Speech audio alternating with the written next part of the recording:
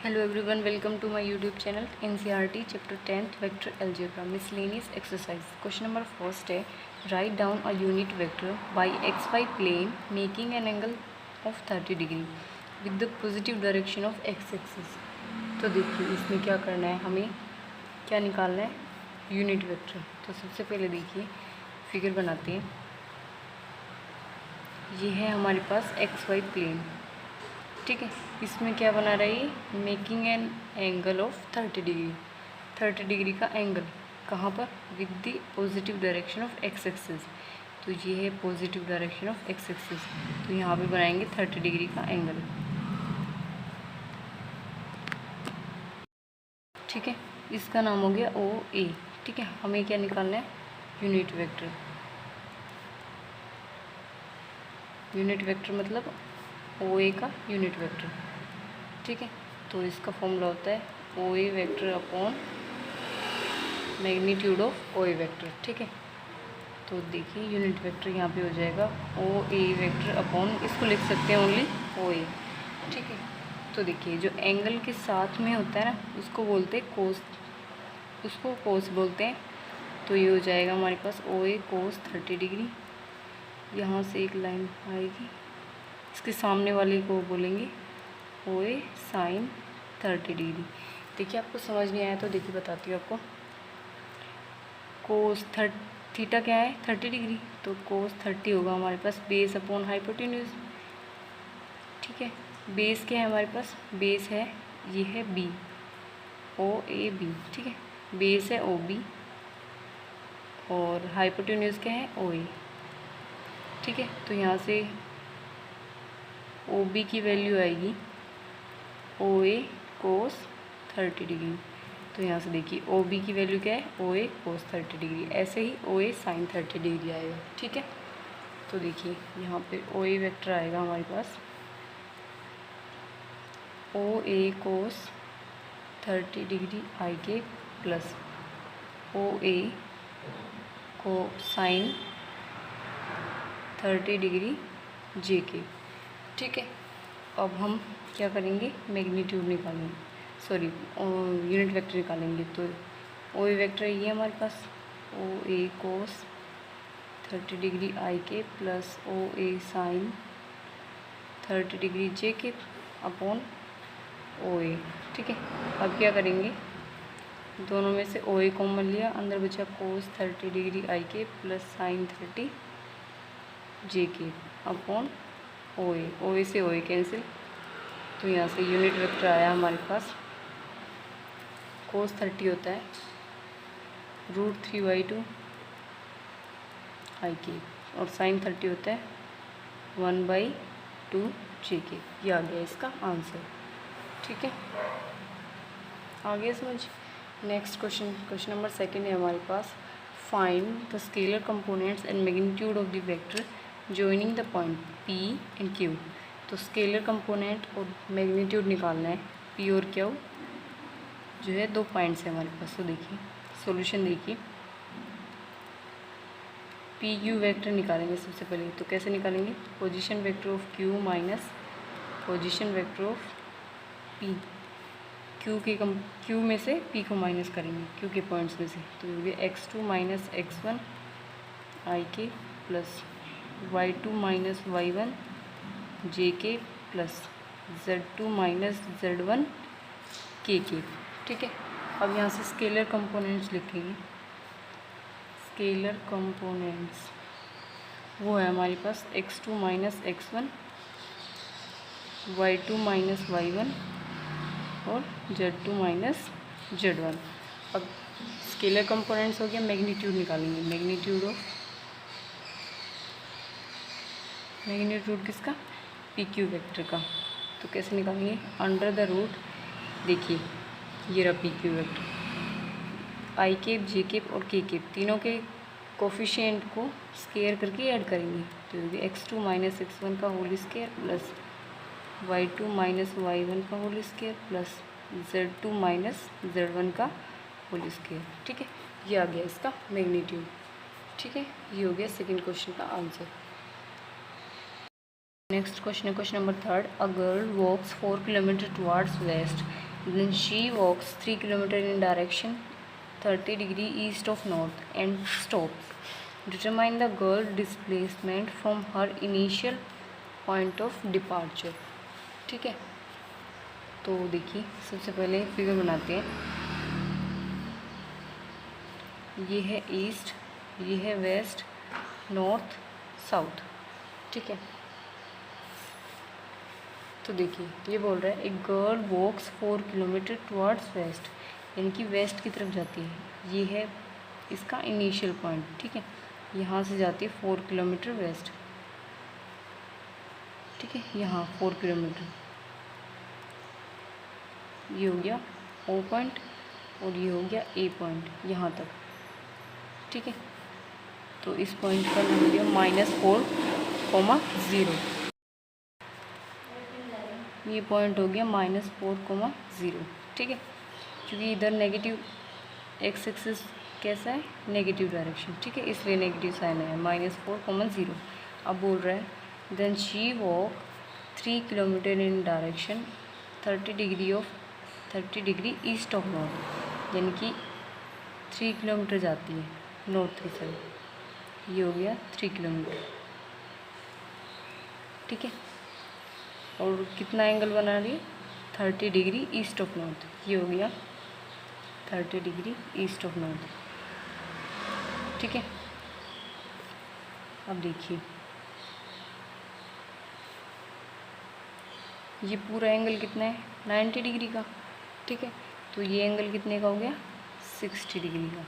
ठीक है, हमें निकालना है,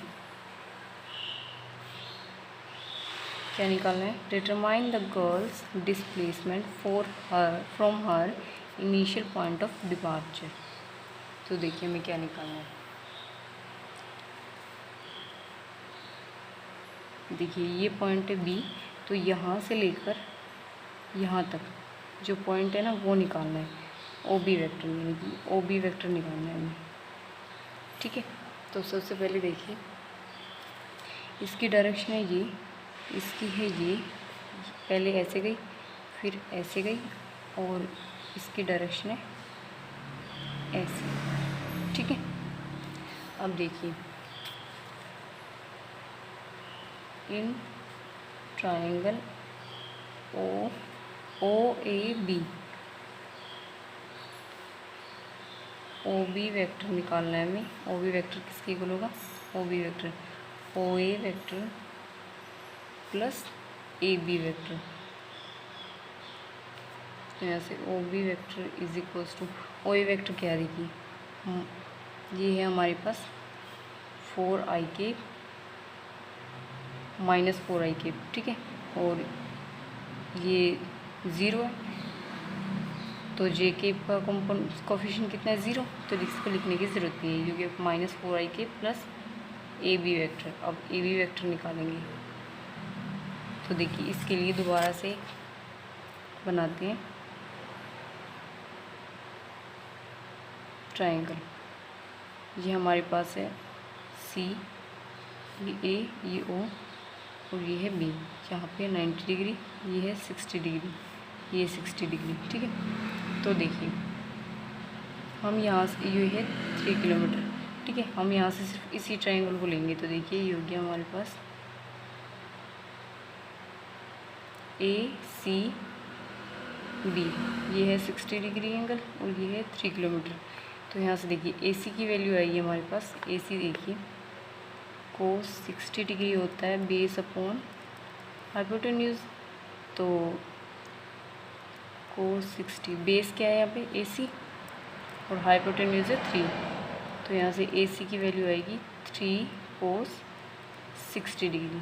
तो ये ए सी हो गया 3 कोस 60 डिग्री। एंगल के सामने वाला होता है कोस और एंगल के साथ वाला होता है कोस और एंगल के सामने वाला होता है साइन में, तो ये होता है 3 साइन 60 डिग्री। बी सी हो गया 3 साइन 60 डिग्री। तो यहाँ से ए बी वैक्टर हो गया हमारे पास 3 कोस 60 डिग्री की आई के प्लस 3 साइन 60 डिग्री जे के। ओके, अब देखिए ए बी वैक्टर आएगा हमारे पास यहाँ पर 3 कोस 60 होता है 1/2 आई के प्लस 3 साइन 60 होता है √3/2 जे के। ठीक है, ये वैल्यू हम यहाँ रख देंगे।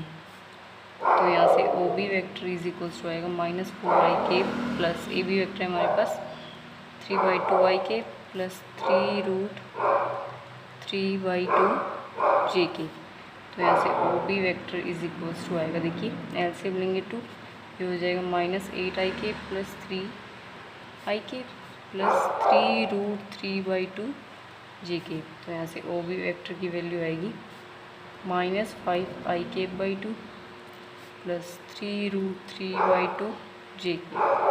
ये आ गया इसका आंसर। ठीक है, आगे समझ। देखिए क्वेश्चन नंबर 4 है, if vector A is equals to vector B plus vector C then is it true that vector magnitude of vector A is equals to magnitude of vector B plus magnitude of vector C, justify your answer. तो हमें given दिया हुआ है, ये हमें एक example लेकर देखना है कि ये दोनों एक दूसरे के इक्वल है या नहीं। तो सबसे पहले हम लेट करते हैं vector A is equals to, vector A ऐसा लेना है जो हमें vector B plus vector C को ऐड करने पर मिल जाए। तो देखिए वेक्टर ए लेंगे हम 2ik प्लस